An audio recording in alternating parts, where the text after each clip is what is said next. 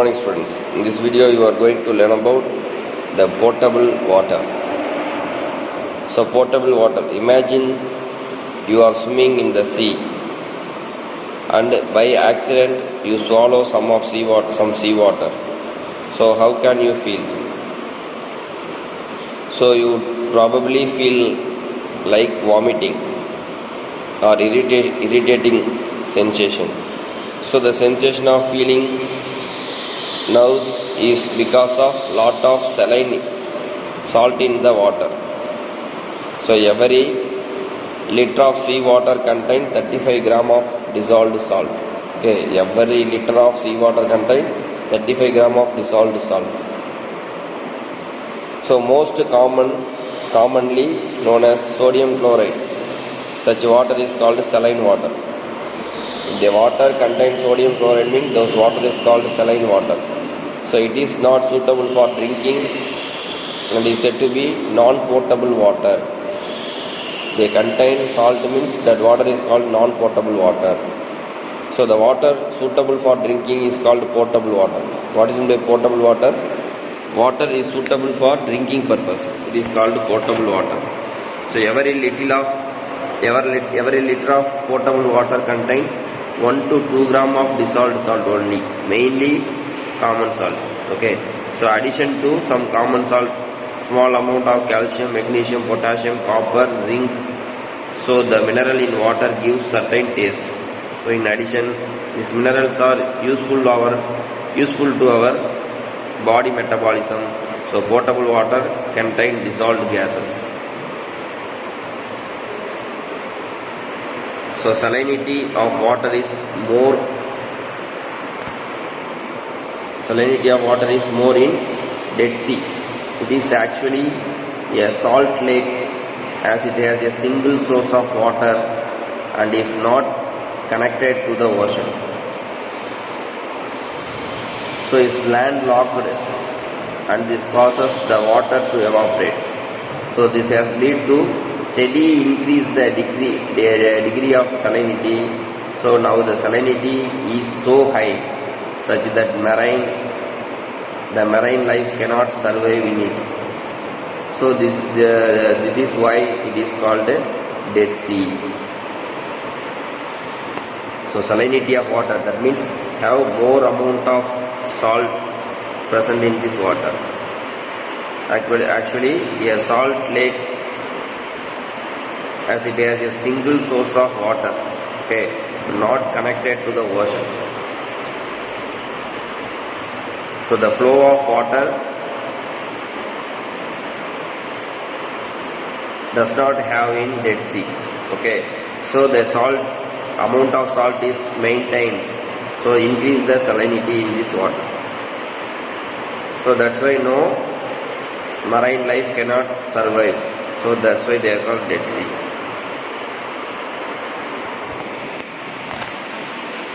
Then characteristics of potable water. So following characteristics of the potable water. So potable water should be colorless, odorless. Potable water, drinking water should be colorless and odorless. It should be transparent. Potable water should be transparent. So it should be free from the harmful microorganisms such as bacteria, virus, protozoa. So it should be free from the impurities such as suspended solid. It should be free from the impurities such as suspended solids. So it should contain some minerals and salts necessary for our body and some dissolved gases to add it to the taste. So very important question. What are the characteristics of potable water? Potable water should be colorless, odorless. It should be transparent. It should be free from harmful microorganisms such as bacteria, virus and protozoa. It should be free from impurities such as suspended solid. It should contain some mineral and salt necessary for our body and some dissolved gas to add taste. So it is a characteristics of potable water. Then purification of water. So out of the total fresh water available on the earth, only 1%. Out of total fresh water available on the earth, only 1% in water bodies such as river, lake, and rest in frozen glacier and polar region. So water from these water bodies is unfit for drinking, cooking, washing, bathing, because they contain suspended and dissolved impurities. It is also contain microorganisms such as bacteria. So if the water is consumed without purifying, it can cause us waterborne diseases. So what are the waterborne diseases affected? Typhoid, cholera.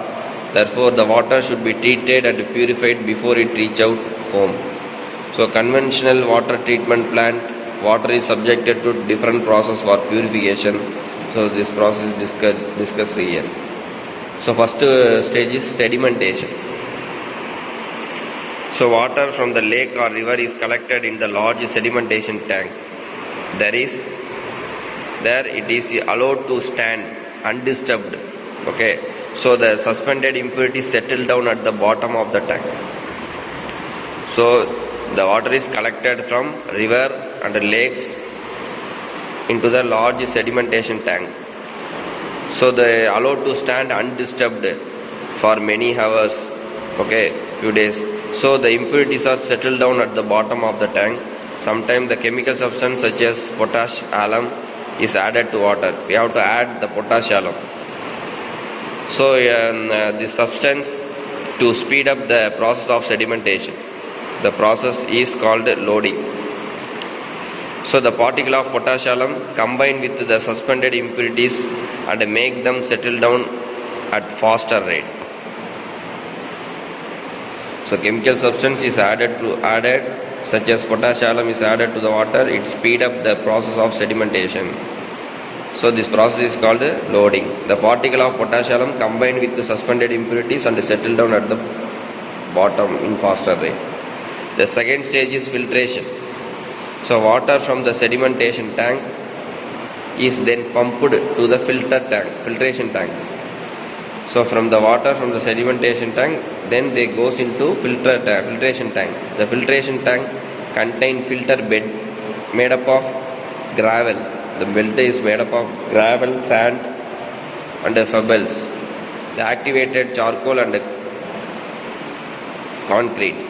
So water passes through this layer and become free from any remaining dissolved solid and suspended impurities completely.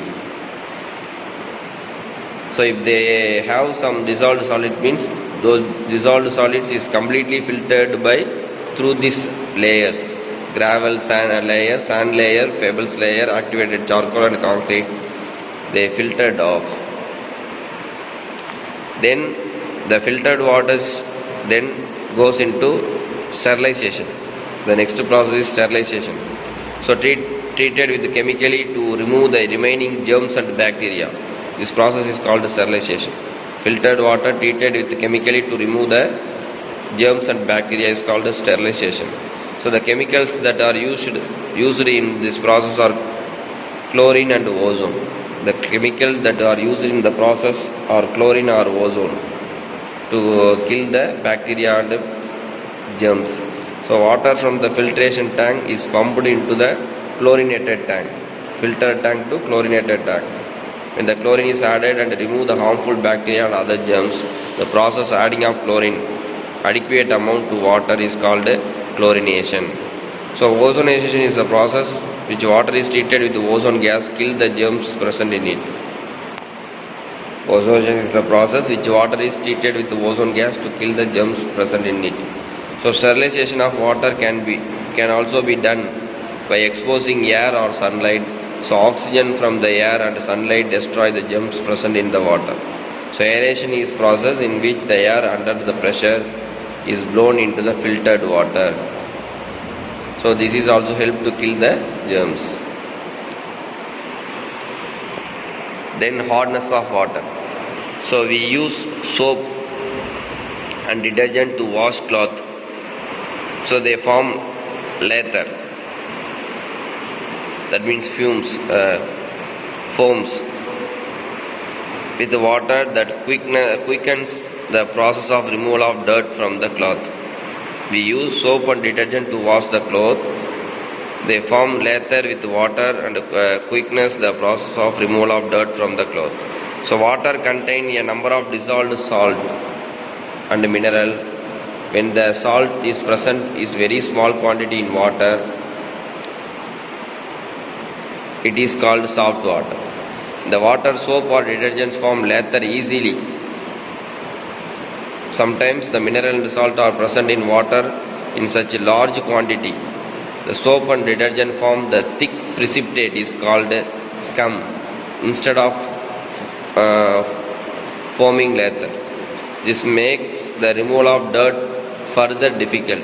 So such water is called hard water. So the water can be classified in two types. One is soft water and hard water. Soft water means the dissolved salt or mineral contain less amount. So that water is called soft water. So the cloth washing is perfect in soft water. So when we are using soap and detergent in soft water, so they form lesser amount of lather or scum. So the dirt is completely clean in the cloth. But in hard water they contain large quantity of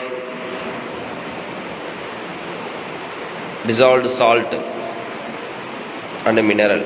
So they treated with the hard water. The washing is used by hard water. The soap or detergent react to the hard water, it forms scum. So in the cloth, dirt cannot be removed. It is very difficult. So such water is called hard water. Hard water is due to the presence of dissolved salt or calcium and magnesium. Hard water means they contain dissolved salt of calcium and magnesium. So hardness may be temporary or permanent. Temporary hardness and permanent hardness. Temporary hardness due to the presence of calcium carbonate or magnesium carbonate or calcium bicarbonate or magnesium bicarbonate. Okay. Temporary hardness means presence of carbonate or bicarbonate of calcium and magnesium. Permanent hardness means the presence of chloride and sulfate of calcium and magnesium. So temporary hardness means they contain calcium, magnesium, bicarbonate and carbonate. Permanent hardness means they contain calcium and magnesium, chloride and sulfate. Then disadvantage of hard water. Disadvantage of hard water. It is not good for washing cloth. Hard water disadvantage. First one is not good for washing cloth. It forms a scum with soap and detergent, which make the soap ineffective and also spoil the cloth further. Second one, damage the utensils and container in which it store and forms a hard layer. It forms a hard layer. So damage the utensils and container which is stored and form the hard layer. So the scales are formed on the machine pipes. So in the form of scales on the machine part used in the industries or decrease the efficiency. Okay, they form the scales. The salts are settled down on the pipes or machine parts and they are using in industries. So decrease the machine efficiency. Then results in stomach ailment if consumed for long time. They also affect the stomach canal or alignment. Okay, we are for long time we are consuming the hard water, it affect our stomach. Then RO purifier also purified, that can be removed the dissolved impurities and germs. RO purifier or RO means reverse osmosis. Purifier or purifies that remove the dissolved impurities and germs. They also improve the taste of water. RO stands for the name technology, reverse osmosis. This purifier, some RO purifier also have UV ultraviolet unit, so destroy the germs present in the hard water. Then removal of hardness. The different modes are followed to remove the hardness from the water. Different methods are followed to remove the hardness from the water depending on whether it temporary hardness or permanent hardness. Different method followed to remove hardness from the water depending on the whether temporary hardness or permanent hardness. Some of them explained below. So first one is boiling. So temporary hardness is easily removed from water by boiling. Temporary hardness is easily removed from water by boiling. Temporary hardness is removed by boiling, easily removed. When heated, the calcium hydrogen carbonate or decomposes produce insoluble calcium carbonate. Calcium bicarbonate converted into calcium carbonate and settle down at the bottom. So they filtered and removed from the water. So the hard water, that makes hard water soft and fit for use. Then adding washing soda. So washing soda is used to remove the permanent hardness of water. Washing soda is used to remove the permanent hardness of water. Adding washing soda convert the chloride and sulfide into carbonate. So insoluble carbonate. This insoluble carbonate due to the filtration we have to remove. Then ion exchange. The another method is used to remove the hardness of water to pass through the column of ion exchange resin. So calcium magnesium ion get replaced by sodium ion. So hard water is converted into soft water. The ion exchange resins. The ion exchange resins exchange the calcium and magnesium ion by sodium ion. So hard water converted into soft water. So next one is distillation. Temporary and permanent hardness both can be removed by the distillation method. So water is obtained after the distillation is called distilled water. It is purest form of water. Thank you, students.